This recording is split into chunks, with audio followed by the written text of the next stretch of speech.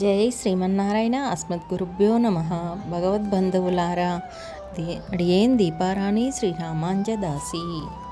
ఈరోజు 26వ పాశురం చదువుకుందాం. ఆండాల్ తిరువడిగలే శరణం. மாலே மணிவண்ணா மார்கழி நீராடுவான் மேலையார் செய்யனகள் வேண்டுவன கேட்டியேல் ஞாலைத்தை எல்லாம் நடுக்ன முரல்வன பாலன்ன வண்ணத்து உன் பாங்க சென்னியமே போல்வண்ண செங்கங்கள் போயப்பாடுடையனவே சால பெரும் பறையே பல்லாண்டி செப்பாரே கோல விளக்கே கோடியே விதானமே ஆலி நிலையாய் அருளேரோ ரெம்பாவாய். ఆండాల్ తిరువడిగలే శరణం. ఈ పాశురంలో గోదాదేవి నోముకు అవసరమైన ఉపకరణాల గురించి వివరిస్తుంది.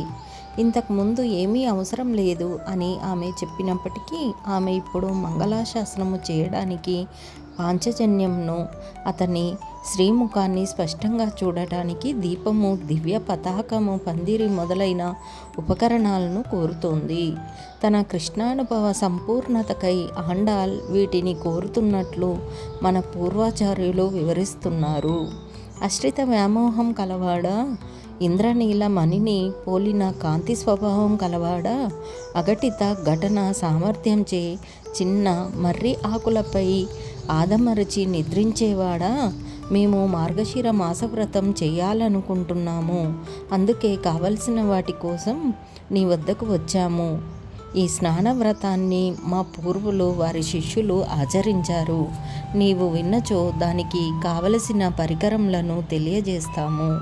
ఈ భూమండలం మనకున్నట్లు శబ్దం చేయు పాలవలే తెల్లవైన నీ పాంచజన్యం అనే శంఖాన్ని పోలిన శంఖములు కావలెను. విశాలమైన చాలా పెద్ద పరం అనే వాయిద్యం కావలెను. మంగళ వాయిద్యాలు, మంగళగానం చేయు భాగవతులు, మంగళదీపాలు, ధ్వజం, మేలుకొట్లు కావలెను. నీ కృప చూపుము. లోకాలన్నింటినీ నీ చిరుబొజ్జలో దాచుకొని ఒక లేత మర్రి ఆకు మీద పరుండిన నీకు చేతకానిది ఏముంది స్వామి? కరుణించి మా వ్రతము సాంగోపాంగముగా పూర్తి అగునట్లు మంగళాశాసనము చేసి వీనిని ప్రసాదింపుము అని గోపికలు శ్రీకృష్ణుణ్ణి ఈ పాశ్రంలో ప్రార్థించారు.